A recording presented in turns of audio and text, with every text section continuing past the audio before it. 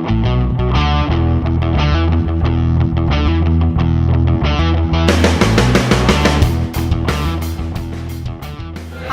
with Behind the Music Media. Can you introduce yourself for us? My name is Jason and I play in Phone Calls from Home. Where did the name Phone Calls from Home come from? It's kind of a funny story. I mean, it was never really something that we always were like, oh, we gotta name our band Phone Calls from Home. It was, this is kind of an off branch of a band that was formed in high school. Zach, Dave, and myself all went to high school together. And it was called Alias Sparrow, which was not English, obviously. It was tough to remember, tough to spell, tough to pronounce.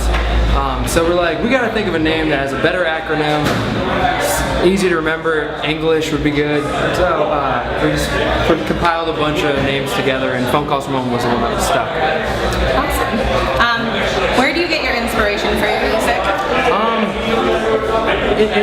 Well, I mean, other bands that inspire us are probably Switchfoot, Blink-182, Jimmy Eat World, bands like that. But our real inspiration is definitely the people that we meet along the way. You know, I mean, there's songs that are written directly about, you know, fans or families that we stay with, and it's great to meet and become friends with all these people that we meet on tour. Because we love to stay with people instead of doing the hotel room thing, because it's just, I feel like we're completely in our own world whenever we're in our hotels. You know, being with families and hanging out with real people is what we want to do. Alright, if you could choose one lyric of yours that you relate to the most, what would it be? There's we put out an acoustic EP. And there's a lyric on that. It's called, it goes, take me back to the boy I used to be, so full of wonder, so full of peace. Sorry.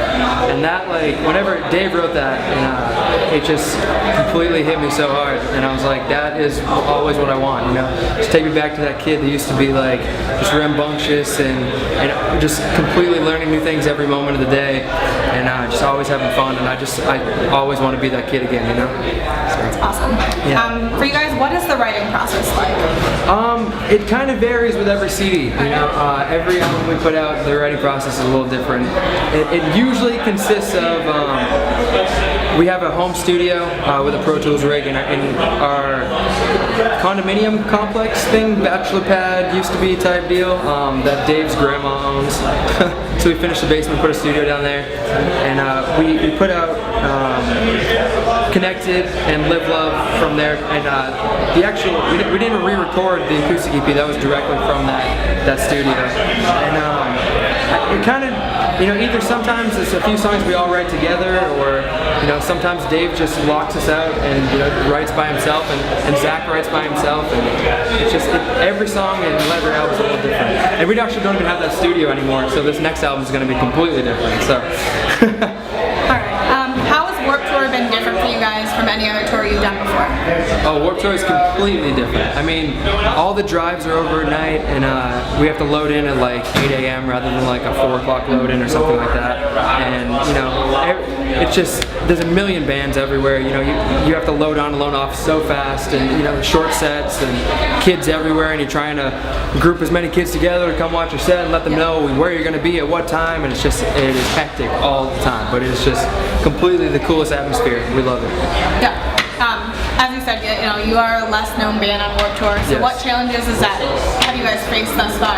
Well, I mean, it's interesting because, you know, there's the sanctioned Warped Tour stages that are like, you know, the Kia Soul stage, Kia Rio stage, and all that stuff. And they are on the giant inflatable thing up on the front.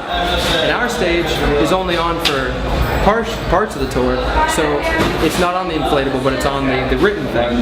And it's not on the app, but it's on certain other websites and stuff. So it's tough to even have kids know that we're even here, because it's not on the official Warped Tour stuff.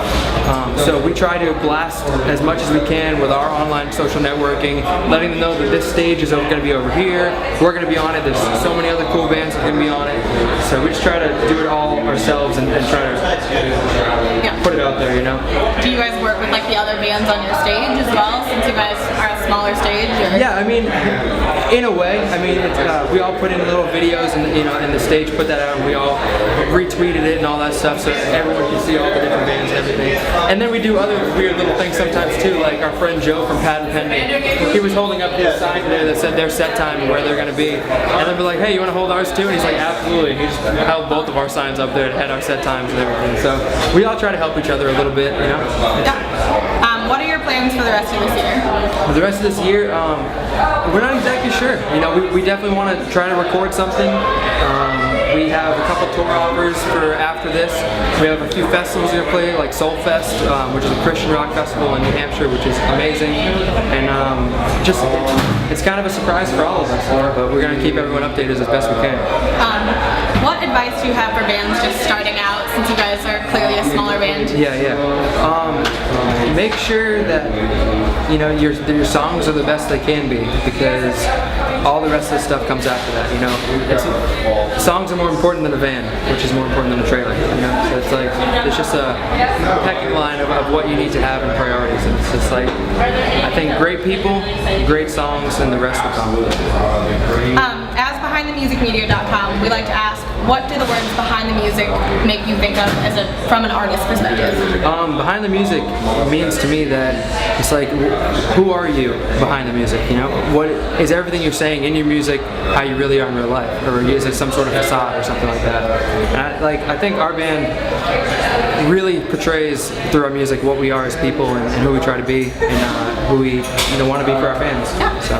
All right, and then for people to find you, where can they find you online? Facebook, Twitter, MySpace. The links. Yeah. Facebook.com/phone calls from home, at PCFH Band on Twitter. MySpace. Let's see, what else? I don't know. It's everywhere. Just type it in. I'm sure you'll find something. Thank you. No problem.